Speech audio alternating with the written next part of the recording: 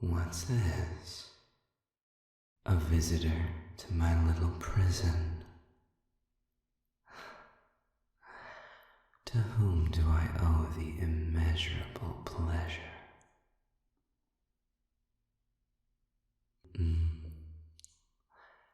An enchanting name. Hello, indeed. I'd extend a hand, but the wards would prevent that, and I'd rather not experience that disruptive little shock. I can't help but notice you don't have a human with you, so I presume you're not here for my feeding.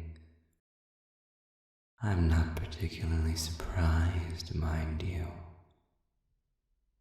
Getting an opportunity to feed this soon after the previous one would hardly fit the modus operandi of this establishment. They'd much rather keep me half-starved. It helps them keep me in line. Demon-proof wards are hard enough to maintain, even without resistance. And only a fellow demon would have the power to maintain them in the first place. And we all know that the department's supply of demonic lackeys is dangerously low and criminally overworked. But I don't have to tell you that, do I? My inchoate friend.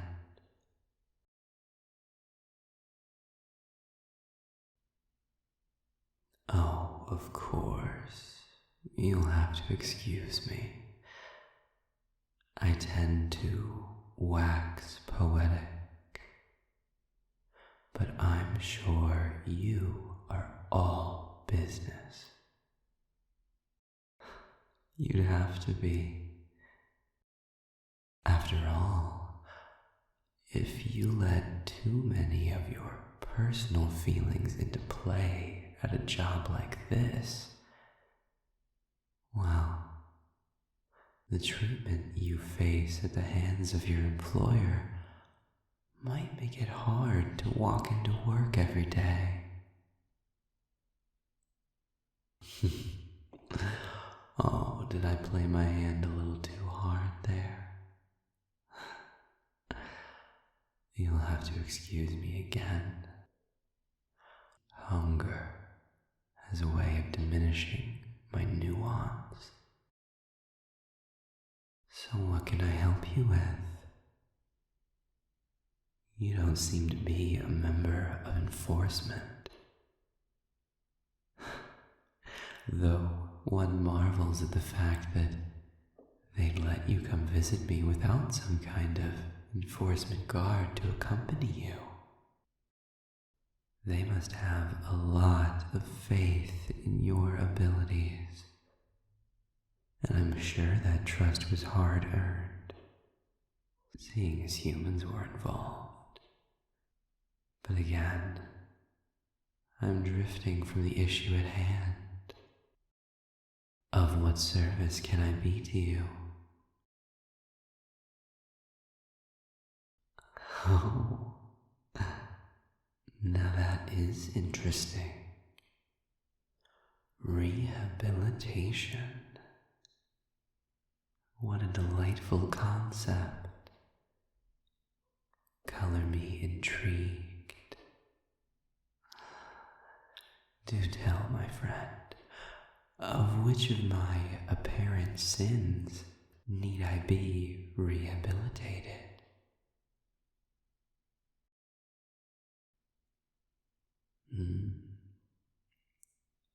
Fascinating.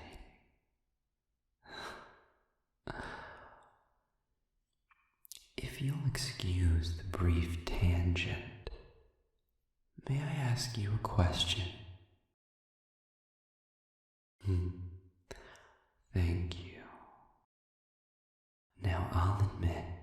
my knowledge of the ways the department tries to impress their questionable legal control over demonkind is distinctly limited.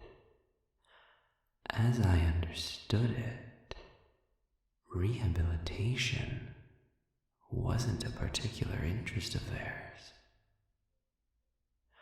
I was under the impression that punitive imprisonment was the style of the day. Is there a particular reason why they've decided to try this new, bold, if misguided, tactic?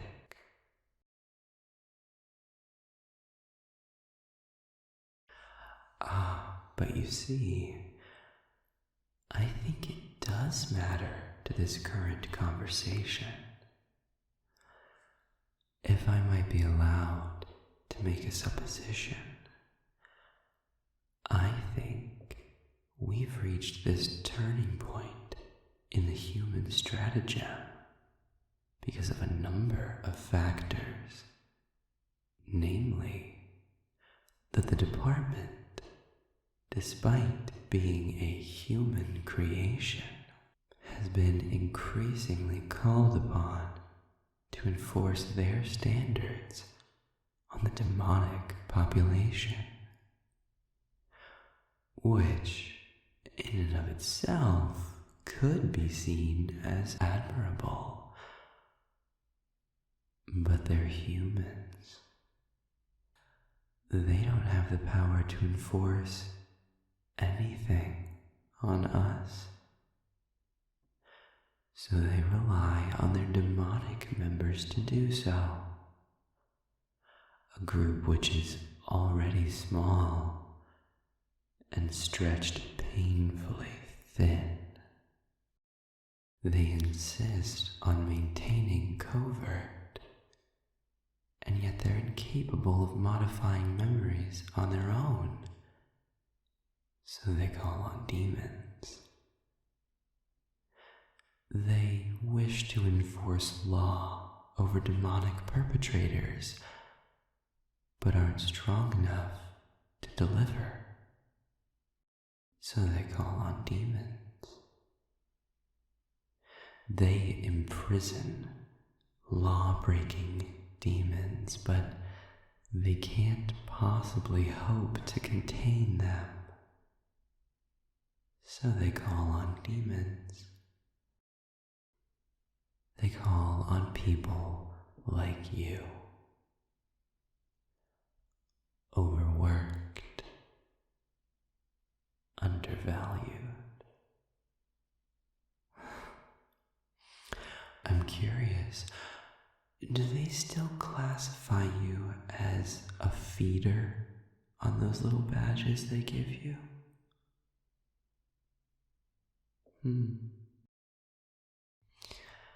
Anyway, as I was saying, I think the human-held department is coming up against a wall. You see, how can they keep enforcing law on demons if they have such a tenuous ability to actually imprison any of them? A problem that's only going to get worse as time goes on, not better.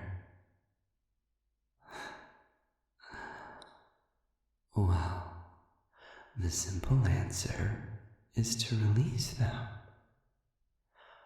But they can't do that, not without making some effort to correct the faulty demon behaviors. And so, you now stand before me.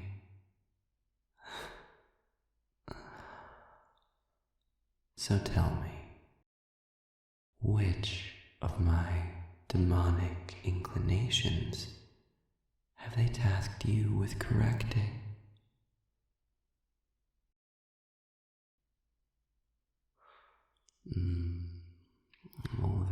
is a tough one. I don't think I have to tell you, but sadism demons are notoriously bad about our feeding habits. Maybe it's all that selfish, hateful, human vitriol we consume. I mean, humans do have a saying, you are what you eat. And their race provides a veritable buffet of the worst feelings imaginable.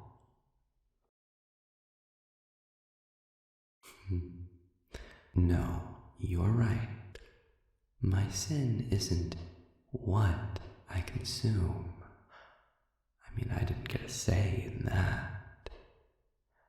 It's how I consume it. To survive, I need loathsome feelings. So I foster them in others. I cultivate them, grow them. Hate breeds hate, and all that. I can see how from a certain perspective that might be morally questionable.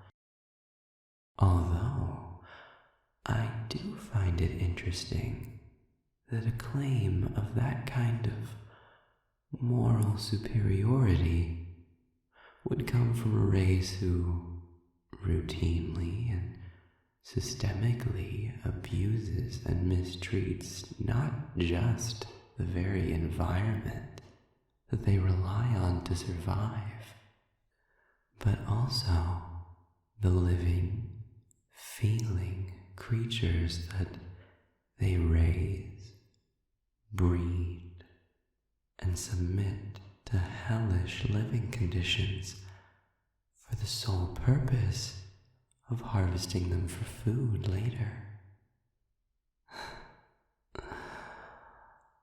But then again, cognitive dissonance is something of a human hallmark, wouldn't you say? Now I'll agree. I may have been a bit greedy in the past. That messy little encounter I fostered between those two humans, that was an overextension. I'm afraid I let my hunger get the better of me.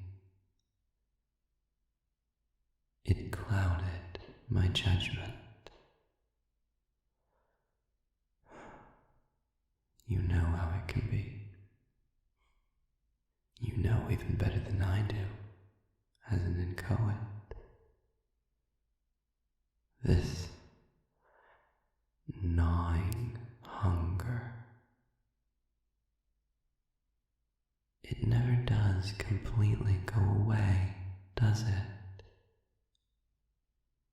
It's never completely satiated. In my case, at least, I rarely show myself in front of humans. I can only imagine what it's like to have to deal with the constant stares and the judgment, the wariness, making it feel like you almost have to perform your innocence, reassure them through your actions that you're not secretly feeding on them, which in and of itself is absurd. Feeding on a human's emotions doesn't harm them in any way. It doesn't drain them of their feelings unless you want it to. It's something they could give freely, without any consequence or intrusion. But instead, they... well, let's just say it's a good thing that none of our fellow demons feed exclusively on feelings of selflessness. I don't think they'd last long. But again, I've drifted from the point. While I don't agree with them on every front, the department is probably right. I've fallen into bad habits, patterns of behavior that I've let other people's opinions of me reinforce. It would be wrong to deny my hand in that. And I'll admit, I'm grateful that they at least did me the courtesy of asking a fellow demon to be the one to help me. One that they clearly have a lot of trust in. It'll be nice to talk through it with someone who will understand, at least somewhat, you know? Someone who understands this hunger. Thank you for agreeing to try.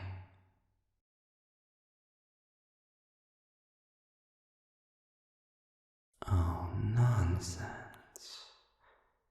Everything we do is a choice. You don't have to work for the department.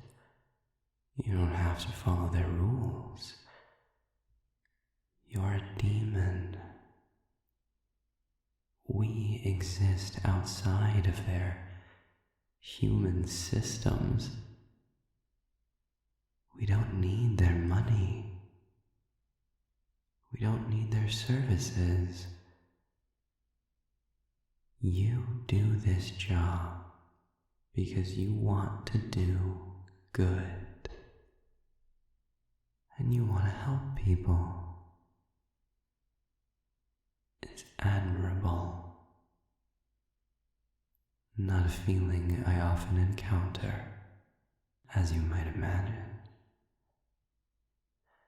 You don't need this job. They need you. Even if they don't have a great way of showing it. Or even a mediocre way of showing it. But you choose to do it anyway. I can see why you've earned their trust. Maybe someday I can earn yours.